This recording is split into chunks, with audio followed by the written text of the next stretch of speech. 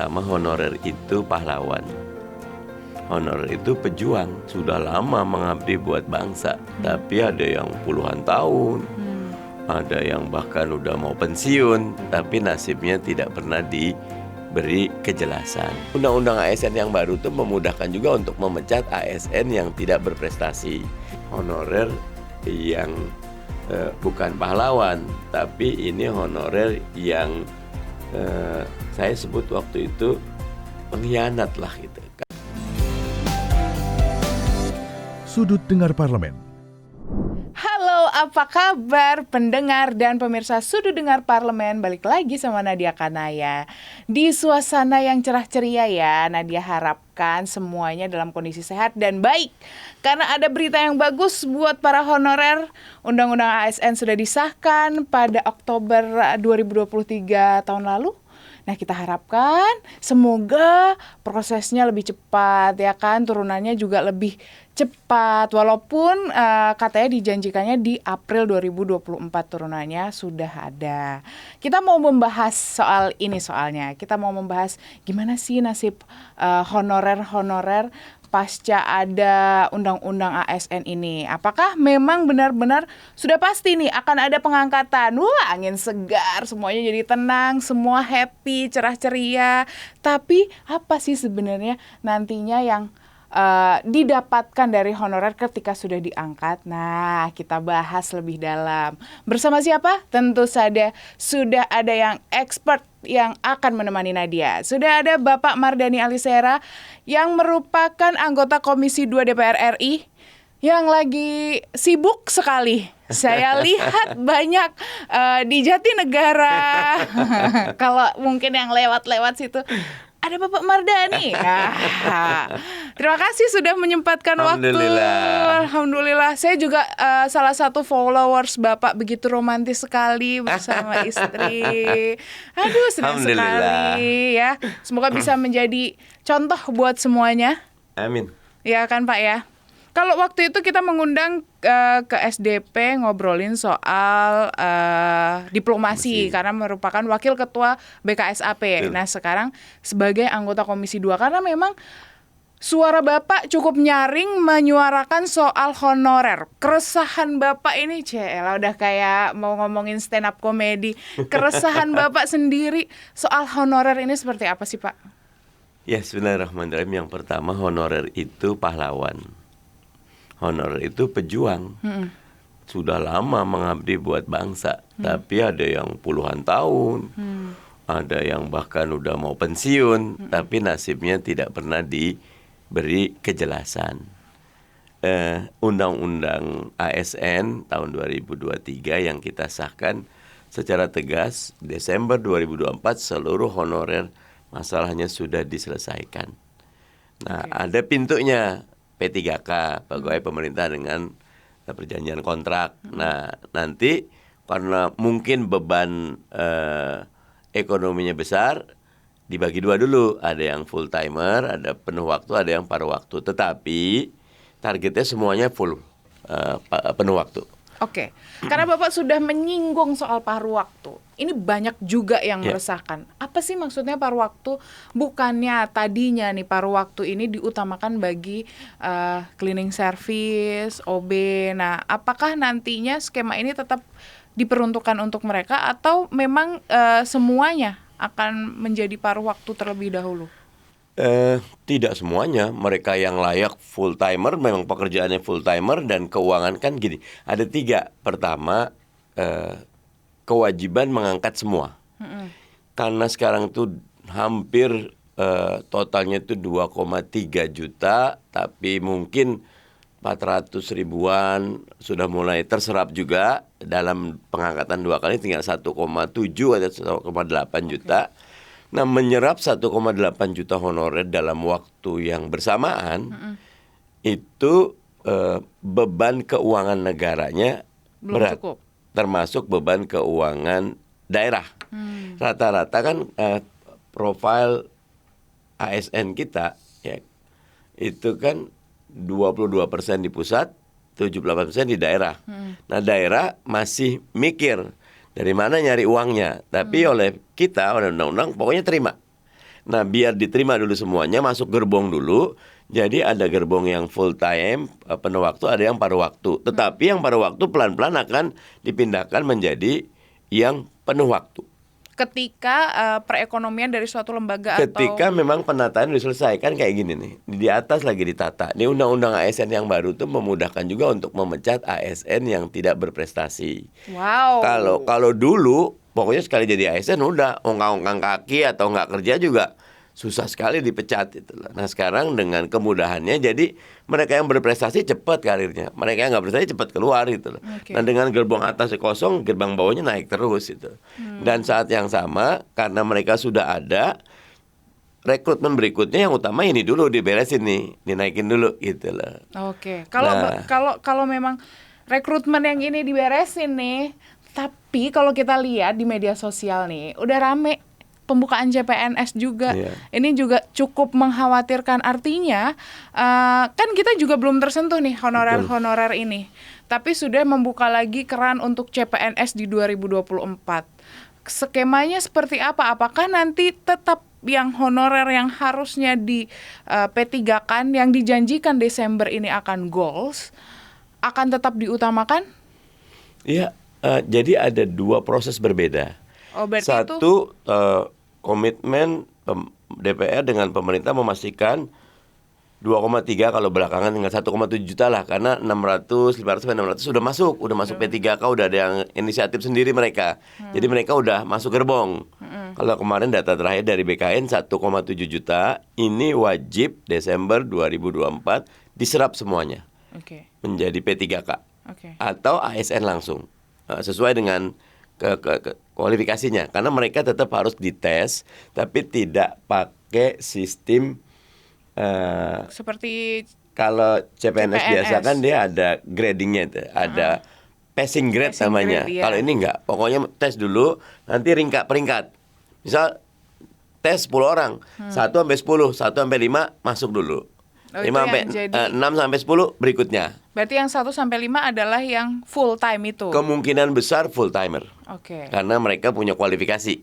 Yang ini tetap masuk, wajib masuk. Karena kita menilai tidak boleh ada yang di PHK, tidak boleh ada yang kurang penghasilannya, walaupun paruh waktu dia tidak boleh kurang Berarti akan tetap sama. penghasilannya. Oke. Dan yang ketiga, tidak membebani keuangan negara. Nah karena itu tadi memang ini adalah bukan solusi ideal, tapi solusi yang realistis. Yang penting masuk gerbong dulu, bahasa kami. Masuk gerbong dulu. Nah ini yang 1,7 atau dulunya 2,3. Nah sekarang pemerintah buka lagi 2,3 di luar status ini. Oke. Tapi nanti akan ada irisan. Irisannya gimana? 2,3 yang ini karena memang dengan zero growth, pertumbuhan nol tuh udah banyak yang pensiun, banyak yang kosong. Oh, jadi Banyak yang kosong. Nah ini harus segera diisi.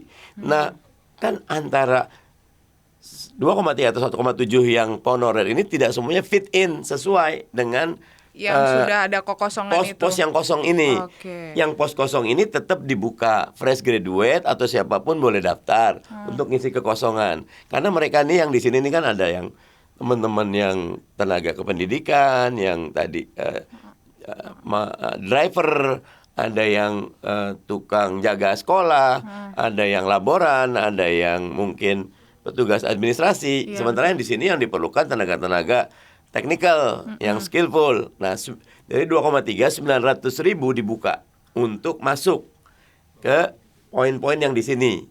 Nah, dari 2,3 1,4-nya ini ngambil yang di sini sebagian. Oh, Nah, oke. Berarti ada kemungkinan dari Nah yang dari kalau 1,4 dan di sini 1,7, 300.000 belum masuk nih. Di yang sekarang nih. Nah Iya. diharapkan 300.000 tetap dimasukkan dalam skema paruh waktu. Oke. Jadi harapannya semuanya tetap Desember 2024 selesai. Yang 2,3 atau sekarang kalau bahasa BKN terakhir 1,7. Kalau yang 2,3 ini memang program baru pemerintah, tapi separohnya ingin merekrut yang menjadi tempat buat yang ini, Oke. buat yang 1,7. Oke, nah jadi lebih tenang ya, sudah terjawab ya, CPNS kali ini tidak akan mengganggu 1,7 yang Yang memang utama, sudah harus. kami Yang 1,7 ini sudah diaudit, sudah dicek, dan kami sudah berikan jaminan bahwa pemerintah jangan macam-macam. Ini harus diterima karena mereka adalah pahlawan. Mereka adalah pejuang. Nah, pemerintah sudah sepakat. Ini persoalan kita bersama. Jadi dia juga tidak akan keluar dari tanggung jawab ini. Dan jangan khawatir dengan yang 2,3. Yang 2,3 memang pemerintah, negara kan harus jalan, kan nggak bisa kosong. Jadi rekrut yang 900, jangan ngerasa yang 900 ngambil jatah kami. Lain posnya, lain kualifikasinya. Karena ini diterima nggak bisa masuk ke sini gitu. Ini sih yang skillful work yang memang harus dites, ada passing grade-nya, ada macam-macamnya gitu. Oke, nah kita mau ngebahas lebih dalam lagi soal honorer ini. Jadi tenang dulu, jangan kemana-mana, tetap di Sudut Dengar Parlemen.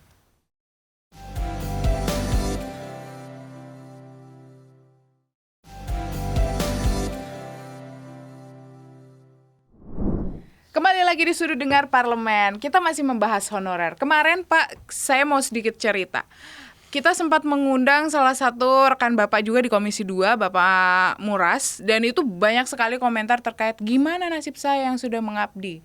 Saya cleaning service, saya penjaga sekolah yang sudah lama di sekolah ini gitu. Gimana perjuangannya? Kita memohon semoga DPR bisa memperjuangkan gitu. Nah, akhirnya sudah terjawab kalau memang ini nantinya akan, mereka juga termasuk dalam 1,7 itu ya kan Pak? Atau ada verifikasi? Mestinya mereka yang sudah terdaftar agak tenang. Karena jaminannya yang sudah terdaftar akan diproses. Masuk. Baik ada yang duluan, ada agak belakangan. Tapi kemarin waktu RDP ada temuan, masih ada yang belum terdaftar. Padahal mereka adalah pejuang-pejuang juga. Nah, di salah satu poin kesimpulan DPR dan pemerintah akan mendalami bagaimana mekanismenya bagi mereka yang belum terdaftar. Nah, makanya bagi semua yang tadi baik cleaning service, penjaga sekolah, driver, cek dulu terdaftar atau tidak. Di BKN. Sederhana kok, tanya ke BKN call center gitu loh. Saya namanya ini, nicknya segini, udah terdaftar atau belum? Dan mereka biasanya menjawab, melayani. Dan saya pernah WA, Pak, ini Satpol PP ada yang datang ke saya. Siapa? Kami cari dulu. Nah, begitu. Nah, jadi pastikan terdaftar dulu. Kalau belum terdaftar, jangan khawatir. Kumpul saja dulu dengan teman-teman yang belum terdaftar. Pastikan memang sudah punya rekod di tanggal berapa, tahun berapa diangkatnya atau kerja mulainya. Nanti kita ada RDPU, rapat dengan pendapat umum. Iya. Datang bikin surat ke Komisi 2. Nanti kita akan undang seperti apa profilingnya. Kalau enggak datang ke Pak Muras, ada Komisi 2 lah di dapilnya. Juga saya juga siap. Kami kalau PKS setiap Selasa ada hari aspirasi. Siapa aja boleh datang gitu. Tinggal kontak sekretariat fraksi PKS. Saya sering sekali nemuin 5 orang, 7 orang, 10 orang, berapa aja, bebas gitu loh. Apa masalahnya gitu. Ada masalah pertanahan, ada masalah honorer, ada masalah sekolah, ada masalah sebagian teman-teman yang merasa tiba-tiba dizalimi gitu, salurkan ke ombudsman gitu. Aman yang kayak gitu. Jadi tenang dan jangan panik. Lakukan langkah-langkah yang bisa sambil jangan lupa doa. Oke, nah lakukan langkah-langkah yang bisa, jangan panik. Iya. Tadi sampai kita disentil sama produsernya, jangan serius-serius. Loh, ini bukan serius. Ini sedang mendengarkan secara seksama bagaimana nasib kita selanjutnya ya kan. Penting soalnya. Nah, kalau soal pengangkatan 1,7 dipastikan akan terangkat di Desember. Tapi K2 yang sudah dari tahun 2000 berapa ya Pak? 2018 ya mungkin ya? K2 tuh dari 2015 bahkan. 2015 bahkan. Belum tersentuh masih ada. Nah gimana nih Pak? Gimana kita bisa yang 1,7 merasa yakin, bahkan yang K2 aja masih ada yang terabaikan. Nah khusus untuk yang K2 sudah didalami, mereka adalah K1 yang terbuang gampang. K1 kan udah diangkat semua gitu loh. Jadi maksud dengan K1 yang terbuang tuh mereka justru nasibnya benar-benar harus diperhatikan. Kalau saya di DKI ada 7 ribuan gitu loh. Ini pokoknya angkatan pertama yang harus diangkat ya mereka dulu. Karena mereka adalah orang-orang yang sudah sangat senior, mengabdi sudah sangat lama dibanding teman-teman yang honor 1,3. Ini termasuk dalam skema yang wajib segera diangkat. Oke, berarti ini akan kembali diperjuangkan untuk di tahun ini kah juga bersamaan? Samaan. Berarti di 2024. Ya, kita sebenarnya tinggal nunggu satu aja. PP-nya turun, kan undang-undang nih 2023 Oktober. 6 bulan dari Oktober harus jadi PP-nya. Itu April 2024. Kalau PP-nya udah jadi, payung hukum udah ada, segera jalan. Karena payung hukum ini menyesuaikan, ada teman-teman Kementerian Teknis, ada teman-teman PAN-RB, ada teman-teman Kementerian Keuangan, Kementerian Hukum HAM untuk sampai satu payung hukumnya kuat. Itulah. Nah, sejauh ini untuk pembahasan PP-nya sendiri seperti apa, Pak? Udah 80%-an selesai. Nanti kita akan ketemu lagi setelah pemilu untuk memastikan bahwa PP-nya selesai. Dan Maret, di Maret itu akan melakukan pertemuan lagi dan di April udah insya jadi. Allah sudah bisa. Sebelum April bahkan di Maret roadmap-nya kapan mulai pengangkatannya, kapan mulai 1,7 ini rombongan mana dulu yang masuk harus sudah jelas di Maret itu. Oke, berarti sudah roadmap-nya gitu lah. Kriteria sebenarnya kemarin kan pengangkatan untuk menjadi P3K yang 1 tahun, di atas 1 tahun itu seharusnya sudah bisa masuk kan untuk. Pokoknya mereka yang terdaftar mau 1 tahun, mau 5 tahun, mau 10 tahun, kalau di BKN-nya datanya ada dan masuk dalam 1,7 masuk. Oke. Saya mau menyoroti soal data fiktif. Ya. Karena Bapak kemarin sempat kencang juga, ternyata masih banyak sekali data fiktif yang ditemukan yang tiba-tiba menjadi salah satu yang harus diprioritaskan untuk pengangkatan 2024. Tapi Bapak jangan jawab dulu ya, karena kita sudah dikode-kode untuk break sejenak. Jadi jangan kemana-mana, tetap di Sudut Dengar Parlemen.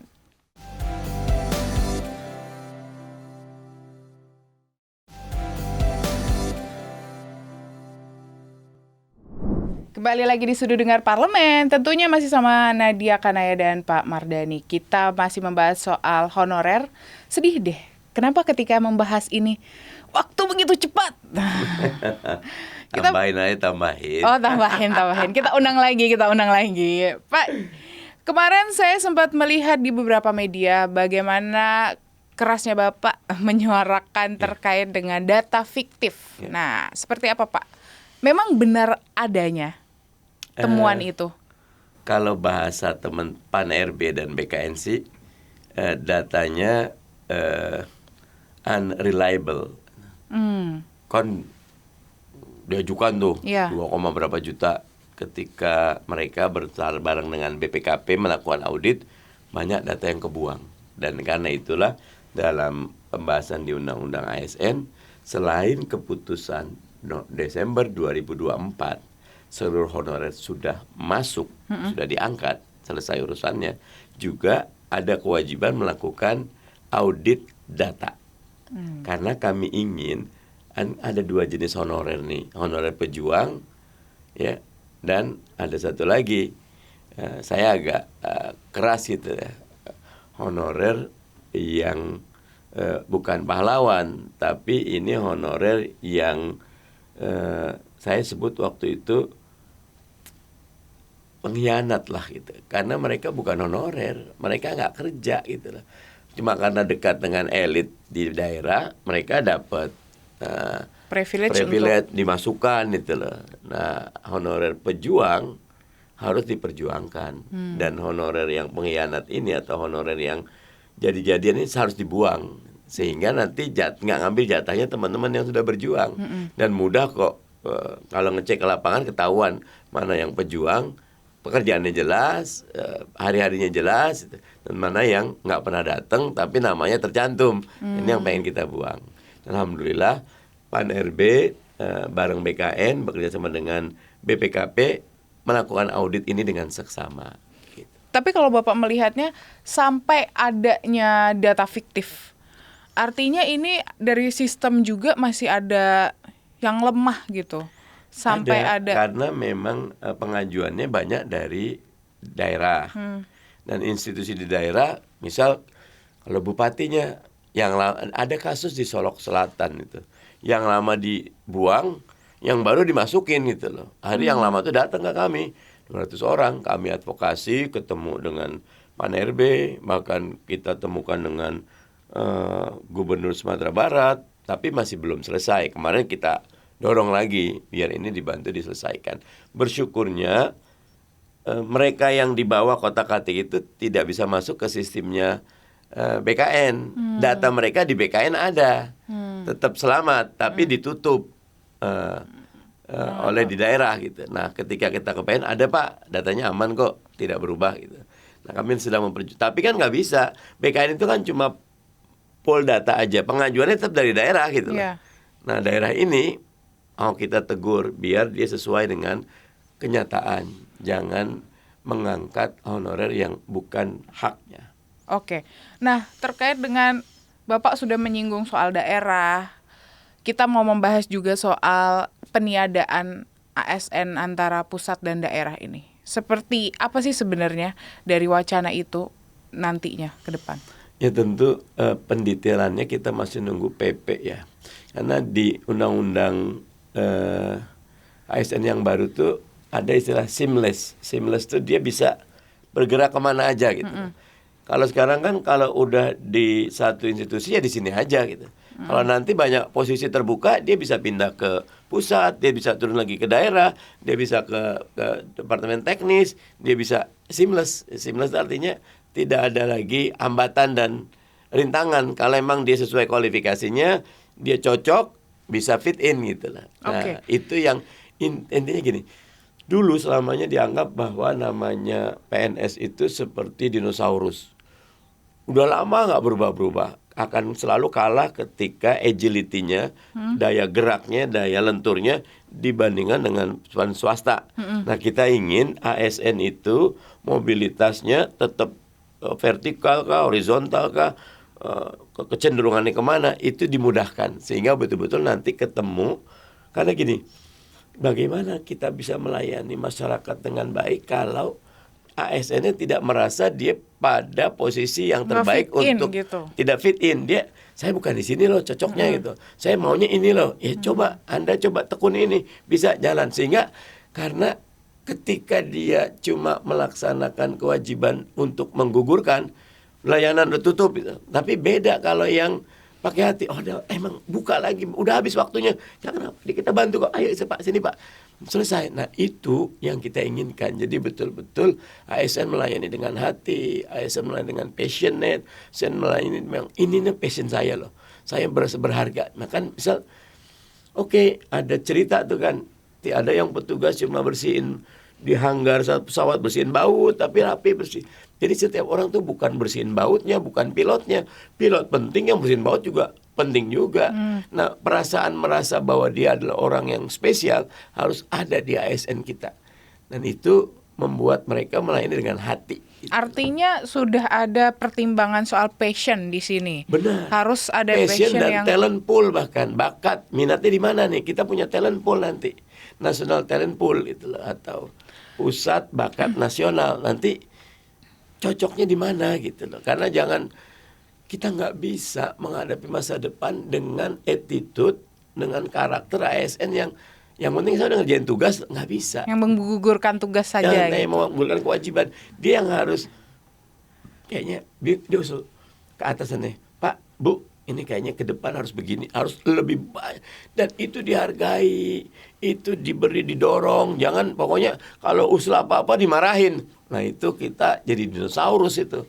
Akan mati kita gitu loh. Nah tadi Bapak sudah menyinggung juga soal bolehlah mereka mengikuti passion. Artinya kan kalau dulu pertimbangannya adalah ketika dibedakan dengan pusat dan daerah, ini ada tunjangan kemahalan, tunjangan-tunjangan yang lain yang dibedakan. Nah, kalau seandainya mereka bisa berpindah, berada di posisi yang mereka inginkan, katakanlah, artinya akan secara perhitungan gajinya pun akan beda dong. Apakah karena alasan inilah yang menjadikan adanya wacana single salary ini? Kalau sekarang kan, kalau orang mau pindah bukan nyari passion, nyari gedean mana gitu. Iya, betul. Boleh gede, nah nanti kita akan buat semuanya cukup kok. Oke. Tapi kalau Anda masuk di tempat yang passion Anda di situ, you are being special. Nanti Anda akan dicari.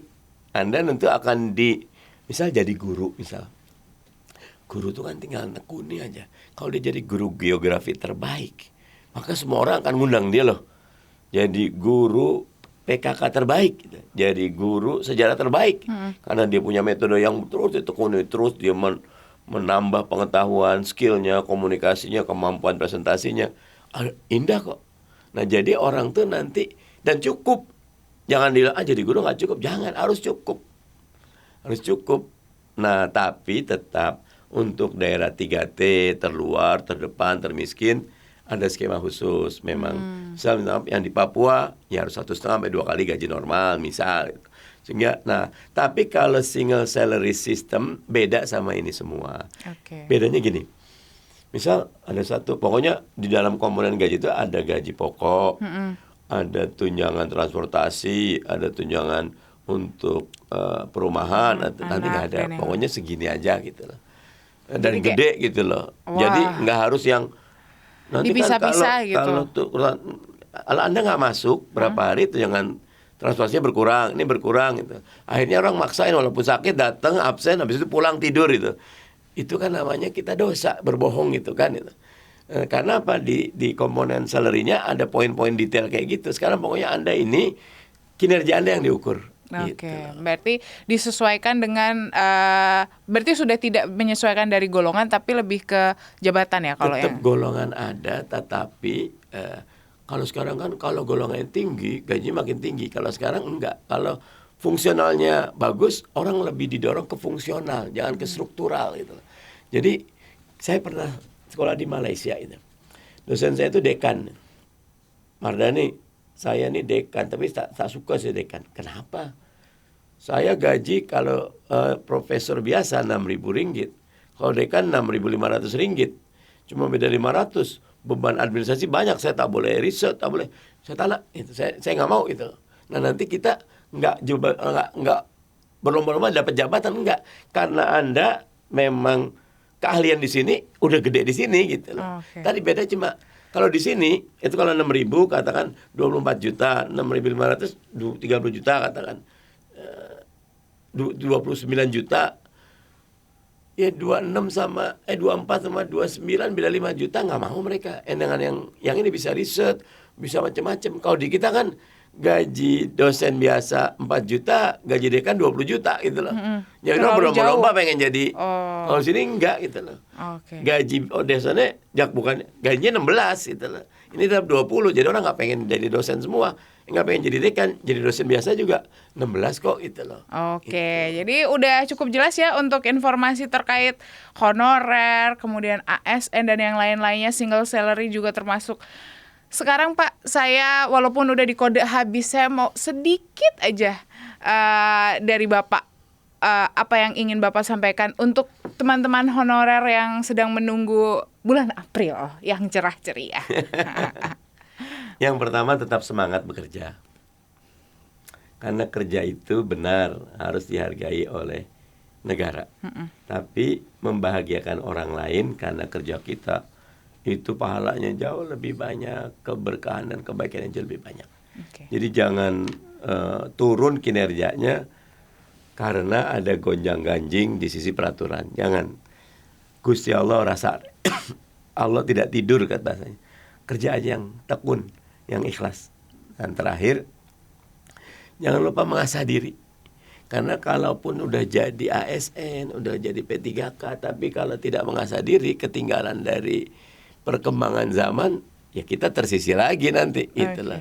Nah kalau tersisi kan rugi. Kita kan sebenarnya bukan sedang mengejar jabatan ASN kah, jabatan P3K, tidak. Kita sedang mengembangkan diri kita. Yang hari ini harus lebih baik dari hari kemarin, dan hari esok lebih baik dari hari ini.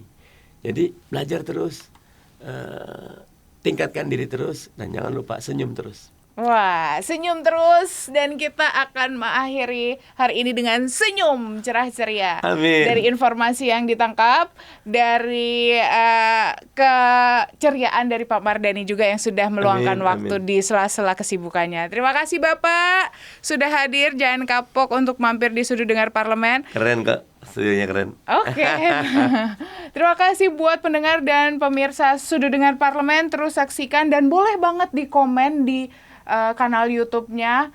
Kira-kira apa sih materi yang mau dibahas? Kalau memang butuh soal honorer lagi, mau dikulik lagi, boleh diketik aja pertanyaannya. Nanti Nadia sampein. Oke, terima kasih buat semuanya.